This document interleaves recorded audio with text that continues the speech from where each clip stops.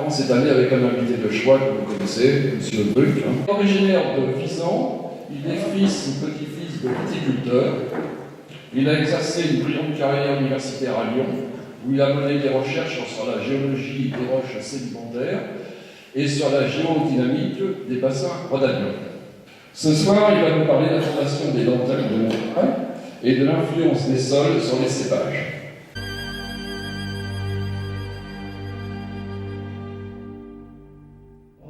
Il n'existe qu'un seul océan, appelé la Pantalassa, et il n'existe qu'un bloc, plus ou moins fissuré, on peut dire, qui s'appelle la Pangée. C'est sur ce bassin du sud de la France. Le Trias est tout à fait exceptionnel. Le climat était extrêmement aride, en sorte que l'eau de ce fond de golfe océanique a été soumise à l'évaporation. Et une évaporation si intense que tous les calcaires ont précipité, puis le gypse, puis le sel. Et lorsqu'on décrypte ces dépôts du Trias, on trouve des empilements de calcaire, argile, gypse, sel, calcaire, argile, gypse, sel, etc., etc. Donc nous sommes au cœur du dépôt le plus important, plus de 2000 mètres de bois, de calcaire, de marne, de calcaire bassin vauclonsien. Bon, mais là, nous ne sommes que dans une partie du Crétacé. Là, je vous demande d'examiner la présence de quelque chose qui va retenir notre attention, cette ligne de fracture, la faille de mine. Deux blocs s'individualisent. Ici, au sud-est, le bloc provençal, et ici, au nord-ouest, le bloc languedocien.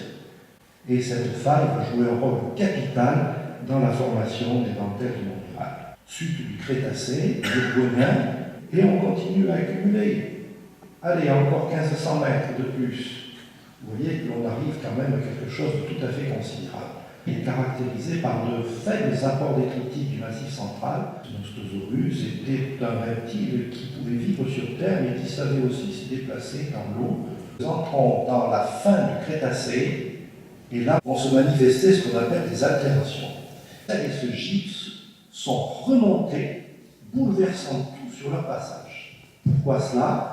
Parce que le sel et le gypse sont des roches qui, soumises à forte pression, deviennent visqueuses.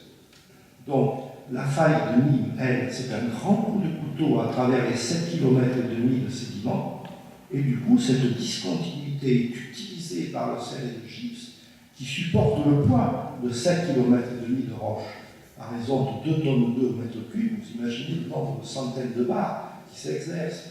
Donc, ce sel et ce gypse giclent littéralement en direction de la surface. Les dentelles de Montmirail, ce sont des dalles calcaires de la fin du Jurassique qui vont être portées, exhumées littéralement, et portées à la verticale.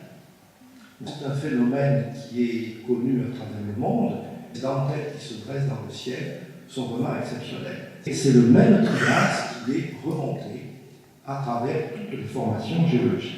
Ce sont de très très vieilles directions qui dataient déjà du primaire. Elles existent dans le tréfonds, dans le socle. Elles n'ont fait que rejouer sous l'effet de diverses pressions tectoniques.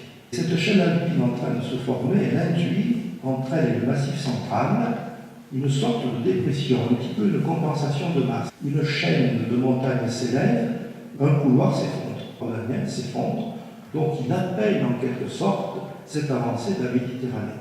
L'érosion griffe ces reliefs, charrie grâce à des torrents et à des rivières ces matériaux détritiques, des cailloutis, des sables et des argiles, et finissent par un jour combler cette mer du Miocène.